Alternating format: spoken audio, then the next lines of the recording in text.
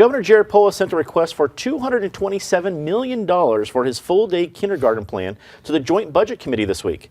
The reactions and how quickly those reactions changed was telling. On Tuesday, the plan was met with skepticism from 2 Democrats in the JBC, who openly wondered about the lack of funding for transportation.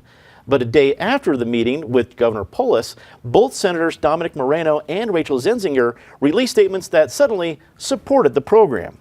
Craig, were you surprised as much as I was about the speed of the change of opinion from 2 influential senators sitting on the JBC? No, there's a new boss in town. His name is Jared Polis. And I could have warned you, elect the first Jewish governor. There will be a big emphasis on getting a good education. Become a doctor, a lawyer.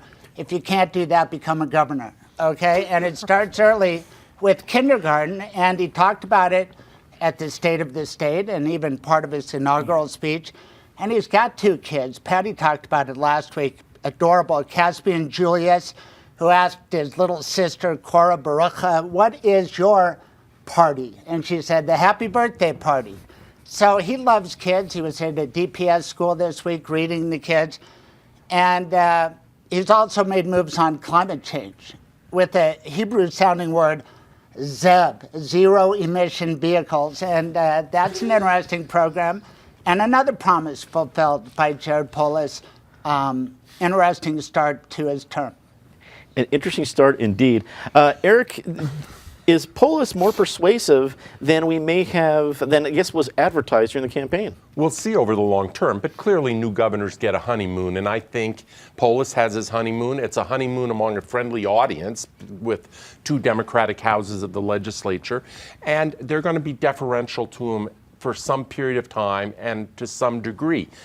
We've all seen many governors and many years and many legislative sessions go by, and ultimately the JBC has the largest hand in writing that budget. This is a strong legislature state, and the JBC has much more of a role historically than the executive branch does. We'll see how this plays out. A favorable statement from Dominic Moreno, Rachel Zenzinger in January does not necessarily determine what a budget's going to look like at the end of March or 1st of April here. I guess my question is, related to the first topic, Dominic, if we're having trouble funding K-12 education as it is, where are they going to come up with the money for full-day kindergarten? No one doubts it's a laudable goal. Half the school districts in this state approximately are on 4-day weeks. So as long as you are struggling, not even dealing with the transportation issue, but as long as you're struggling to fund current educational programs, I think there is going to be some pushback to expanding the burden here of taking on full-day kindergarten, and ultimately where Polis wants to go is with a much more robust early childhood education program across the state. Ed, you're a guy on the Hill. What was the reaction to the sudden change of mind?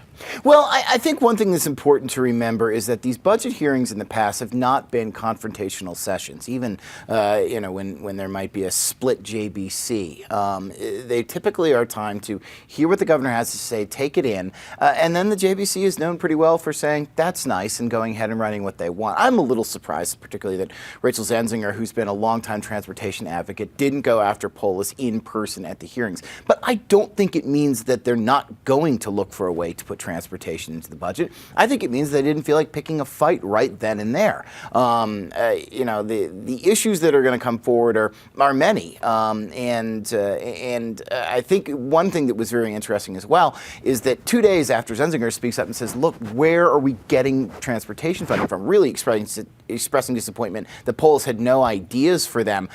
You see Casey Becker come out at a forum I hosted for the Colorado Chamber of Commerce yesterday saying, we're thinking about asking for essentially a son of Referendum C. You let us keep excess revenue above the Tabor cap. We'll put it to transportation, K-12, and higher education. So there also may have been some shift where somebody may have said, hey, I've got a plan for you. Don't jump on Polis right now because we may have a better idea. But I wouldn't read too much into the sudden shift. There's a lot of fighting to go over the next 3 months here. Patty, is discretion the better part of valor here, or did the two senators get rolled by a new governor? Well, he definitely is enjoying a honeymoon right now, and it's a well-funded honeymoon because Colorado has been collecting a lot more money than had been anticipated. Certainly much more. He's in a much better position than when John Hickenlooper took office 8 years ago. And like any honeymoon, we know there's a lot of closed doors, and things are going on behind those closed doors. We will wait to find out who's getting screwed in the end. But I think we will see there are plenty of opportunities for transportation funding proposals to be made and then get shot down, and we've got months left to see what's going on.